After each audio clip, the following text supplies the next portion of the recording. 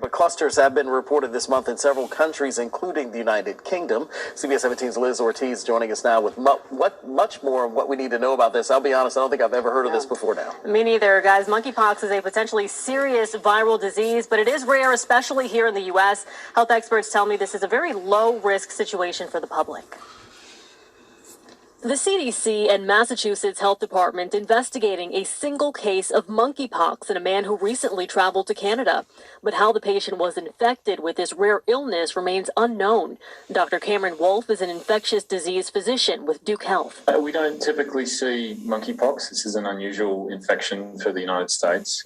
This is a much more common illness typically associated with return travel from folks who may have visited Africa. Health officials are currently watching growing clusters of monkeypox in Europe, particularly in the UK, Spain, and Portugal. What's different here is that we're getting person-to-person transmission. That doesn't typically occur. So what exactly is monkeypox? It's not typically at all associated with monkeys. It's an animal virus that's commonly seen in a whole variety of wild animals. In humans, it typically begins with flu-like symptoms and swelling of the lymph nodes and progresses to a rash on the face and body. Infection can last 2 to 4 weeks. Dr. Wolfe says the vast majority of patients do recover. The nearest equivalent way of thinking about it is that this is something that's akin to shingles or chickenpox for an adult.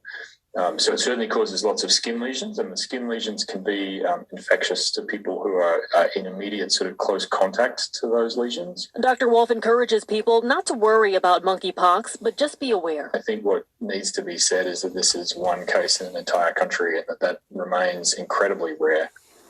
And no cases of monkeypox have been identified in North Carolina at this time. The state health department tells me they are closely monitoring the situation and developing guidance for clinicians while they wait for more information from the CDC. You know, my wife's like, where'd you... In Britain, Portugal, Spain, and the US. The outbreaks are raising alarm because the disease mostly occurs in West and Central Africa and only very occasionally spreads elsewhere. Here's what scientists know so far. Monkeypox is a virus that causes fever and a distinctive bumpy rash. There are 2 main strains. The Congo strain is more severe, with up to 10% mortality. The West African strain has a fatality rate of 1%. Jimmy Whitworth is a professor of international public health at the London School of Hygiene and Tropical Medicine. It usually starts with fever and headache. People feel pretty miserable and tired. They can get swollen glands. And then this typical rash develops, which is sort of pustular in form. And that's usually what's infectious. The virus was first found in monkeys in 1958, hence the name. But rodents are now seen as the main source of transmission. The virus spreads through close contact, both in spillovers from animal hosts and, less commonly, between humans.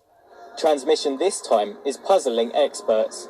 That's because a number of the cases in the UK have no known connection with each other. Only the first case, reported on May 6th, had recently travelled to Nigeria. The UK and US health officials also highlighted that the recent cases were predominantly among men who self-identified as gay or bisexual. One likely scenario behind the jump in cases is increased travel after COVID restrictions were lifted.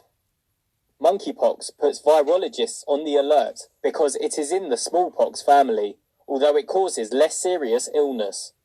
Smallpox was eradicated by vaccination in 1980 and the shot has been phased out, but it also protects against monkeypox. Some epidemiologists say the winding down of vaccination campaigns has led to a jump in monkeypox cases. So this is quite alarming from a public health point of view, and something that we really need to get a grip of and control as quickly as we can. There's no need to panic here. This is not going to spread and get into the general population and cause an epidemic like coronavirus has. Giving smallpox vaccination to people who are at high risk of being exposed to monkeypox, or indeed shortly after they've got it, will prevent them from getting the infection. So that is one of the interventions that will be